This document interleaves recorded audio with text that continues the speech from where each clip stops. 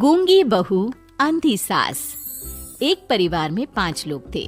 ओम प्रकाश, उनकी पत्नी सुमित्रा, बहू भावना, बेटा राहुल और एक थी उनकी बेटी प्रियंका।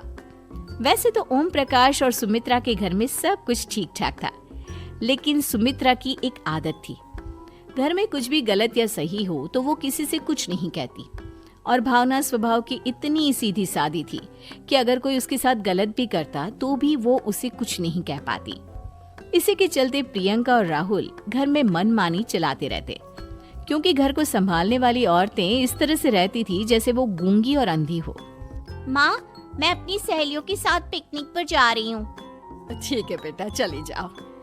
और मुझे आने में रात हो जाएगी, देर से ही आऊंगी मैं। अच्छा, कोई बात नहीं बेटा। भावना, तुमको एक बार में समझ में नहीं आता क्या? नाश्ते में फिर से पराठे बना के रख दिए। कितनी बार तुमसे कहा है कि मेरे लिए ढंग का नाश्ता बनाया करो। ठीक है जी, आगे से ध्यान रखूंगी। अरे ये बहू से किस तरह से बात कर रहे हो तुम राहुल? अरे तो और क्या करूं पापा, इसको कही बात एक बार में समझ में ही नहीं आती। सुमित्रा, तुम अपने बेटे को समझाती क्यों नहीं? बहू से बात करने का ये क्या तरीका है? अरे जिसकी जैसी मर्जी आए करो, मुझे क्या। भावना बेटा, तुम भी तो कभी कुछ कहा करो। इस तरह क्यों सबकी बातें सुनती रहती हो? कोई बात नहीं पापा जी, सब ठीक है। रात को काफी देर तक प्रियंका घर नहीं आती और जब वापस लौट कर आती है तो एक लड़की के साथ बाइक पर बैठकर सुमित्रा और भावना दोनों ही प्रियंका को लड़की के साथ देख लेते हैं। आज तो जोर से डांट पड़ने वाली है, लेकिन मैं डर क्यों रही हूँ? माँ तो सब कुछ देखकर भी अंधी बनी रहती है। और रही बात भाभी की, वो किसी को कुछ नहीं बताने वाली। कहने को भगवान ने आवाज दी है, लेकिन गूंगी है गूंगी। अरे प्रियंका बेटा, इतनी रात को कॉलेज से लौट कर आ रही हो? कहाँ गई थी तुम? पापा, वो सहेली के घर पर थी, पढ़ाई करने के लिए रुक गई थी। अच्छा, ठीक है, जाओ अपने कमरे में जाओ और सो जाओ। सुमित्रा ने अपनी बेटी को एक लड़की के साथ इतनी रात को आते देखकर भी उससे कुछ नहीं कहा और भावना ने भी इस बारे में किसी से कोई बात नहीं की। कुछ दिनों के बाद मामा जी का फोन आया था। उन्होंने प्रियंका के लिए कोई रिश्ता ढूंढा है। लड़के वाले उसे देखने आ रहे हैं। अरे मुझे नहीं करनी शादी वादी, किसी लड़की को बुलाने की कोई जरूरत नहीं है। ये तुम क्या कर रही हो प्रियंका बेटा? तुम्हारी शादी की उम्र हो चली है और तुम्हारे मामा जी ने बहुत अच्छा रिश्ता बताया है। पापा, अब जिद क्यों कर रहे हैं? और आप क्यों मेरी मर्जी के खिलाफ शादी कराना चाहते हैं? अरे माँ, इसको समझाइए ना। आपकी बेटी, आप तो बस चुपचाप सब कुछ होते हुए भी देखती रहती हैं। अरे तो क्या कहूँ, और मेरे कहने से क्या हो जाएगा? वैसे भी गलत क्या हो रहा है, सब कुछ सही तो है।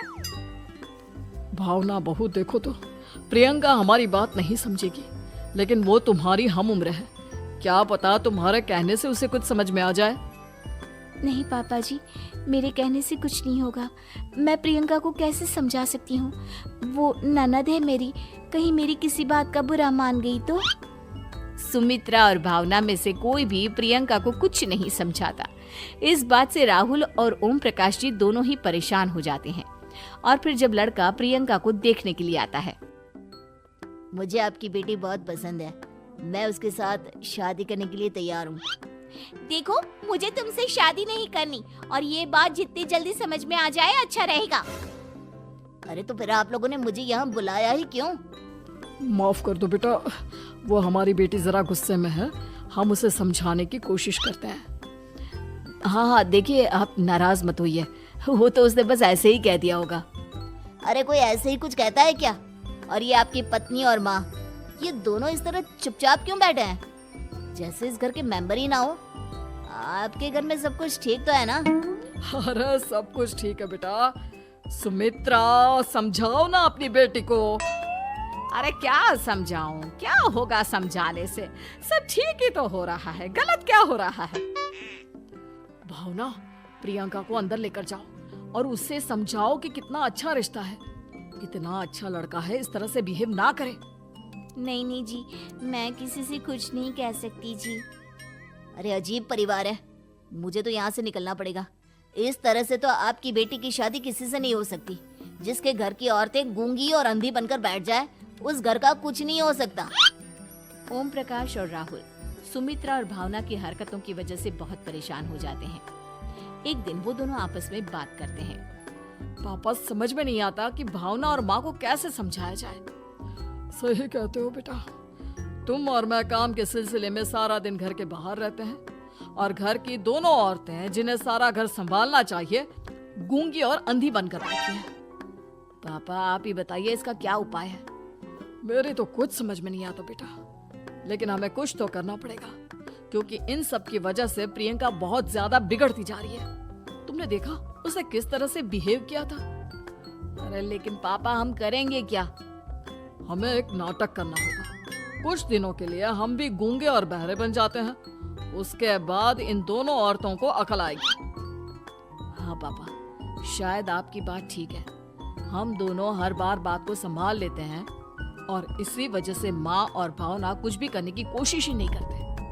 और फिर अगले दिन, भावना, नाश्ते में क्या बनाया है? जी पराठे बनाए हैं। मेरे लिए पोहा बना दो।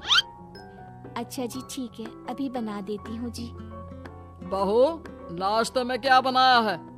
पापा जी पराठे हैं और पोहे बन रहे हैं।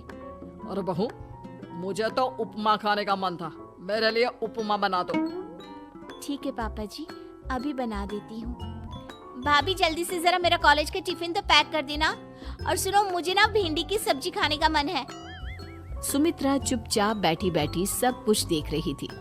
उसने किसी से कुछ भी नहीं कहा और ये देखकर भावना को मन ही मन गुस्सा आ रहा था, लेकिन वो किसी से कुछ नहीं कह रही थी।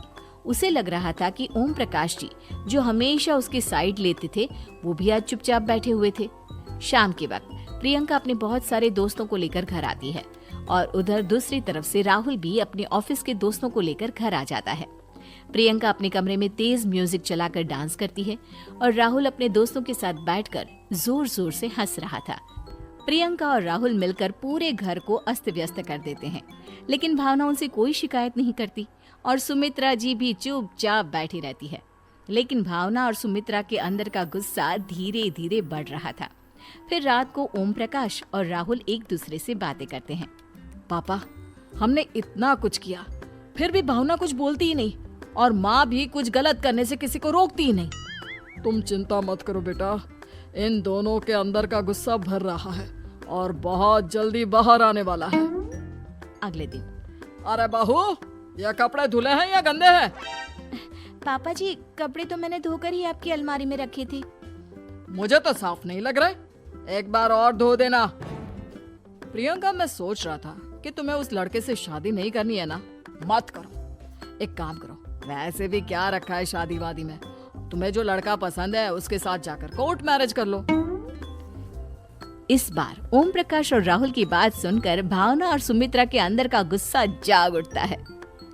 मैं किसी से कुछ कहती नहीं जी, इसका मतलब ये है कि आप लोग मुझे परेशान करते ही रहेंगे। कल 4 बार मुझसे नाश्ता बनवाया, आज पापा जी मुझसे धुले हुए कपड़ों को बार बार धुलवा रहे हैं। अरे मैं इंसान हूँ जी, कोई मशीन नहीं हूँ।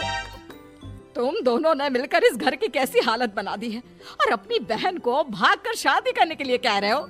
तुम भाई हो या दुश्मन? ओम प्रकाश और राहुल जोर जोर से हंसने लगते हैं। अरे इसमें हंसने की क्या बात है? हम लोग यहाँ इतने परेशान हो रहे हैं जी, तुम लोगों को ऐसी हरकत करने के बाद भी हंसी आ रही है। ये क्या कर रहे हैं जी आप दोनों?